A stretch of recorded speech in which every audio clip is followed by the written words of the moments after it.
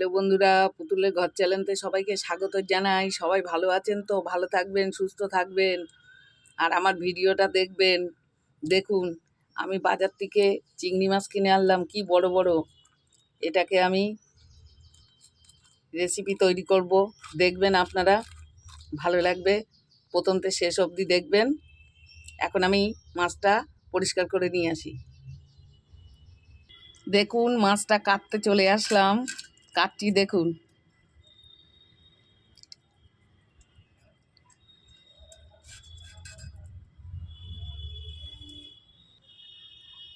দেখুন নোংরাটা বের করে ফেললাম।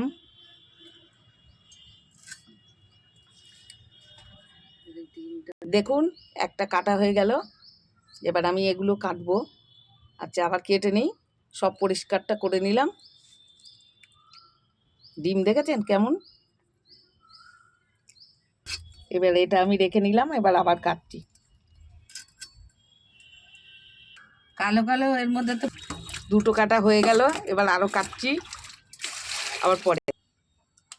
দেখুন, মিক্সচারের বাটিটা নিয়ে নিয়েছি, পেঁয়াজ দিলাম, একটু বড় বড় করে কেটেই আমি দিয়েছি,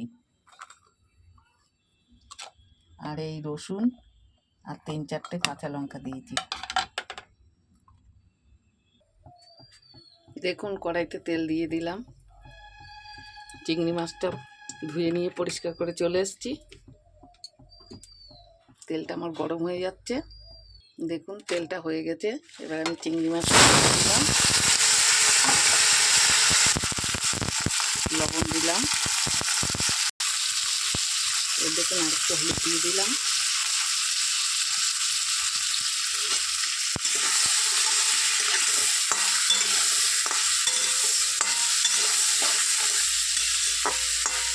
এবার আমি সামান্য একটু জল দিয়ে দেবো।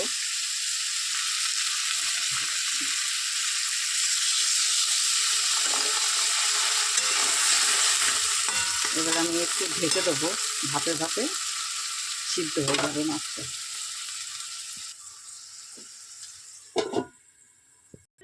দেখুন, আমি একটা টমেটোও দিয়ে দিয়েছি। পেঁয়াজটার সাথে মিক্সচার একসাথে করে নেব, আর অল্প টমেটো কুচানো দেবো। দেখুন, চিংড়ি মাছটা আমার হয়ে গেছে, জলটা একদম শুকিয়ে গেছে। আমি এবার এটাকে তুলে নেব। দেখুন, এটা আমি এবার ঢেলে নেব।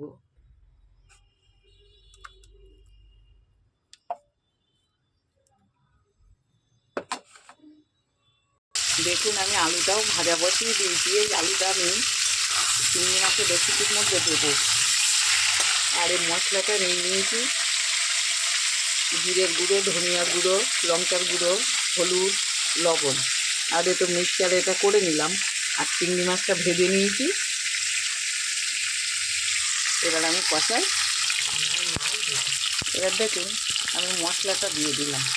হ্যাঁ, আর টমেটোটা আমি কুচানো দেবো বলেছিলাম, দিলাম না। এটাই অনেকটা হয়ে গেছে, ওই জন্য আর দিলাম না। এবার আমি একটু কষিয়ে নিই, নাড়াচাড়া দিয়ে একটু সামান্য জল দেবো।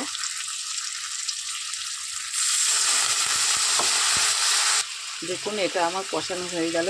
এবার আমি টমেটোটা দিয়ে দিলাম। একটু মিশিয়ে নিই।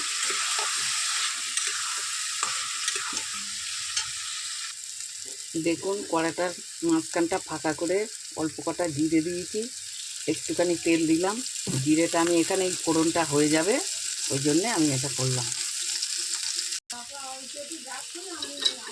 দেখুন, এবার আমি পাশে গরম জল বসিয়েছিলাম, জলটা আমি দিয়ে দিলাম।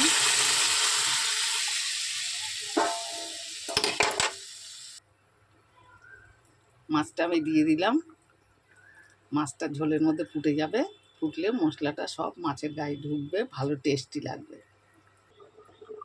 দেখুন, এবার আমি একটু গরম মশলা দিয়ে দেবো, টেস্টটা হবে খুব ভালো। হয়ে এসছে আমার মাছের রেসিপিটা। এবার আমি নামানোর মতন ব্যবস্থা করব, একটু ঠান্ডা হলে নামিয়ে নেব।